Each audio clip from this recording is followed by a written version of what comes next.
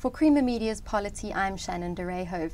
Proudly South African CEO Leslie Sedibe joins me in studio to discuss the revival of the Proudly South African campaign. Welcome, Leslie. Thank you. Thank you for the opportunity. No problem. Proudly South African has been around for a number of years, and there seems to be an effort to revive it again. Can you elaborate on that? Yeah, Proudly South African was formed in 2001 following the 1998 Presidential Job Summit under the leadership of former President Nelson Mandela. And at the time, the thrust of the discussion was around the need to rally the people of South Africa.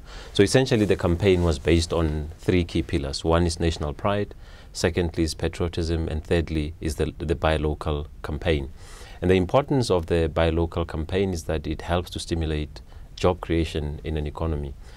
Over the last couple of years, unfortunately, the campaign has gone through a lull. I think it had lost the momentum, and the view of the board and indeed government was that there's a need to revive the campaign, strengthen the governance structures within the campaign, and ensure that it becomes an optimal agent to advocate on issues of the national buy local campaign. Now, if you are able to fulfill your mandate, what impact could it have on job creation?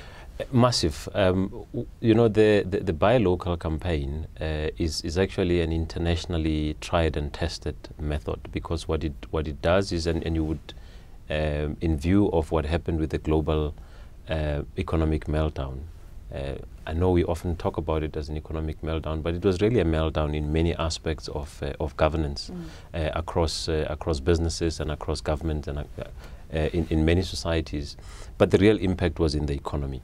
Now, the main challenge that a lot of businesses across the world faced was that in an environment where there is an economic meltdown, orders are cancelled, and therefore it becomes very important for you to rely on your own people to buy your product. So, for instance, if somebody is in the, whether it's import or export business, and suddenly you are faced with financial pressures and you are not able to import or to export, what do? You know, people generally would cancel an order if it's an overseas order, and that's what happened to a number of businesses across the world, and it therefore became necessary for most economies. In fact, those economies that did very well, that survived the economic meltdown, such as China, they relied very heavily on their own people. And we believe very strongly that, for instance, in South Africa, we were quite fortunate that in 2010 we hosted the 2010 FIFA World Cup, and prior to that we had the infrastructure rollout, whether it's the stadiums, the road infrastructure, the transport, the airports, and that brought in a lot of, it stimulated the economy, and it cushioned us against the global crisis that faced most economies. And so the buy local campaign, in our view, is, I mean, our campaign was based on the Australian model, and in fact even in America, certain states in the US do have the buy local campaign. The main advantages of the buy local campaign is that it keeps money in the country, and it circulates in the economy, and what it therefore means is that there is no migration of capital. And most importantly, if I'm an investor in an economy and I believe that my people are going to support me, it gives me more impetus it encourages me to invest more and more in the economy. As you know, one of the biggest sectors of the economy that were hit the most is manufacturing. In fact, globally, the manufacturing trend is that we are actually in the phase of deindustrialization. And it is quite important that we work with our partners. In fact, last year, we entered into a cooperation agreement with the manufacturing circle, and part of that agreement was that we would talk to government on issues, for example, such as the influx of illegal products that are flooded into our market, the issues of under-invoicing, the issues around the competitiveness of our currency. We need to stabilize our economy and have the right economic outlook, and because you see, one of the challenges that South African products will always find even in their own country is that some of these products that enter our market, they're heavily subsidized from the country of origin. And therefore there is something that we as South Africans, working with the South African government, we need to do, and we are engaging with ITEC, for example, to deal with issues of illegal dumping, so that our products do not, at the end of the day, end up competing unfairly with cheaper, inferior products that come from countries that have absolutely no respect for human rights and the rights of workers. And so we are saying holistically that the question of buy local is one that stimulates the economy, money stays in the country, and it helps to create jobs. The more people go out and buy local products, the more local manufacturers, the more local investors, local entrepreneurs are encouraged to invest more and more, and that the bigger the business grows, the greater the capacity for you to be able to employ more people. Now, speaking of government, Proudly South African's revival coincides with government's recently unveiled Preferential Procurement Policy Framework Act, as well as the Local Procurement Accord. Do you think this adds impetus to Proudly South African, and what role can it play? No, absolutely. In fact, if there's anything that Proudly South African needed the most, it is actually this instrument, because for a very long time, Proudly South African never had, was never backed up by legislation. So on the 8th of June in 2011, the Minister of Finance, Pravin Gordhan, promulgated this regulation. In October, 31st of October last year, government, business, organized labor, and community partners entered into this local procurement accord. And the thrust of the accord is really to say, we need to support localized procurement, and the parties have set themselves a target of 75%. What is of key interest for us as Proudly South African is that we are supposed to do two things. One is to, in terms of the accord, we are required to provide a national database of suppliers in the country, and that's something that we are working on. And so what we will be doing in the coming weeks and months is to run a national campaign, which is the second issue. We need to run a national campaign to educate people about the importance of buying locally. And so this is the one instrument, the Preferential Procurement Regulation is one instrument that, in our view, will really give more meaning and relevance to and support to the buy local campaign. Because before we had this piece of legislation, it was really more based around sentiment. Now here you have government, and we do know that government spends a lot of money, billions and billions of rands, and it's not just government. When you look at Section 2, which is the application provision in the regulation, it talks to it does not only apply to national government and the departments in the national government. It applies to provinces. It also applies to municipalities, and most importantly, state-owned enterprises. So the likes of Eskom, your likes of Transnet, the SABC, and many other state-owned enterprises, that in their procurement decisions, there should be a natural bias and a preference for products that are made in South Africa. And that makes perfect sense. That makes a lot of sense, and I think that it will really help the people of South Africa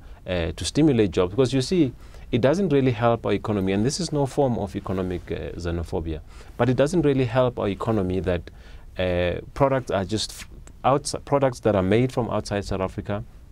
They flood our own economy, and at the end of the day, we are not able to sustain our own living. Massive job losses, and we saw it in the textile industry. A lot of the factories closed down, a lot of people lost their jobs, and so it is quite important that not only, and in fact this is something that we are in discussion with the Minister of Mineral Resources, and as you know, the Minister last year spoke about the need to introduce beneficiation programs, that South Africa, we just export our natural resources, whether it's manganese, iron ore, gold, diamonds, and yet we do not have the domestic capacity to be able to transform those mineral resources into something that people will walk into the shops and buy, either in the form of a jewelry or whatever.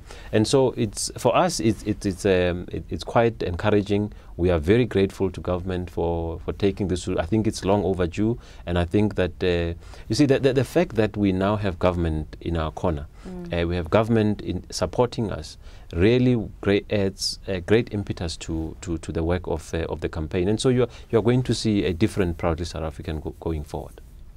Now, there seems to be a perception that Proudly South African membership has waned over the last few years. What do you think the benefits are of being recommitted to that, either by an organization or individual people? Well, I spoke about the issue of legislation. One of the biggest challenges that we faced was this question of the value proposition.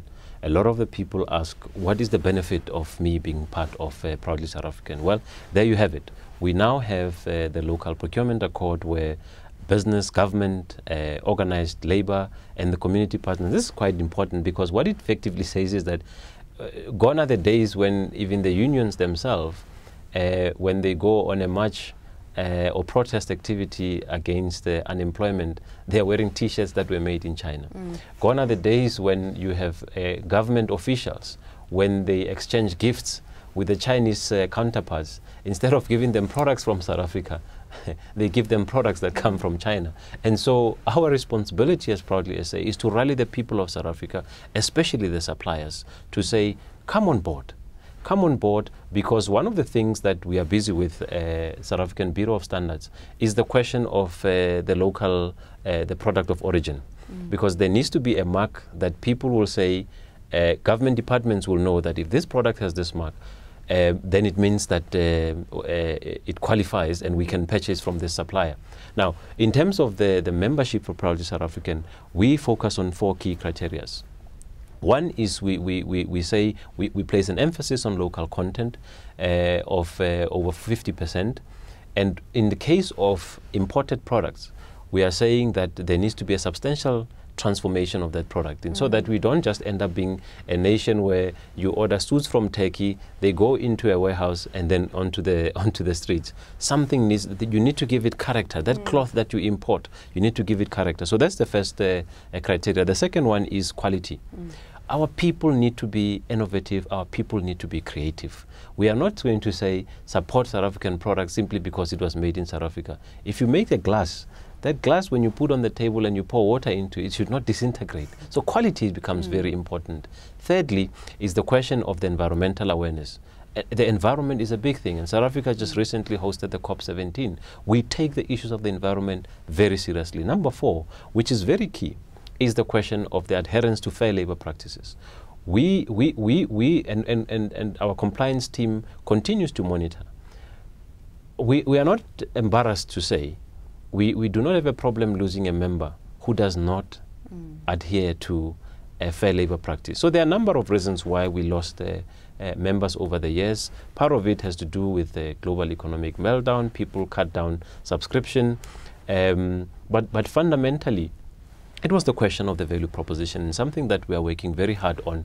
And we are saying that when you see a product that has a logo, the Proudly South African logo, you know that it stands behind 4 key criteria, and 3 key pillars, which is national pride, patriotism, and the buy local campaign. And so going forward, we are going to work very hard with other agencies within government, such as the South African Bureau of Standards, to make sure, I mean, the South African Bureau of Standards is more on the technical side. They will focus on, is this product fit for use? And so that mark would become very, very key in identifying the products as being from South Africa. And so one of the things that, some of the other things that we intend to do as Proudly South Africa is to focus on research. We need to understand our economy, understand why people buy cheap products. My own view is that people buy a cheap product because it's price driven, it's desperate purchases. But I think if we educate our people and sensitize them of the importance that if you buy a product that comes from South Africa, you are actually giving another South African an opportunity to have a job. So we're going to build our research capacity, we're going to do market research, we're going to focus on consumer education, we're going to focus on a partnership for purposes of job creation. You know that the question of job creation is one of the key priorities within government, and that is our mandate as Proudly South African, to rally the people of South Africa, that it is through one of the ways that we can create jobs in our country is if we buy products that are made in our own country, so that there is more and more investment. And we are also saying to the international community, because we don't want to come across as economic xenophobists, we are saying invest in our country, set up factories and businesses in South Africa and operate from our country. And you will become Proudly South African, because then you are contributing directly to the GDP of this country, and by definition to the economic wealth and prosperity and growth of our country. And I think that if we live in a society where we deal with issues such as poverty, we will address a lot of social ills. Well, thank you very much for your input, and I wish you all the best for the campaign. Thank you very much for the opportunity. That was Proudly South African CEO Leslie Sedibe. Thank you for watching.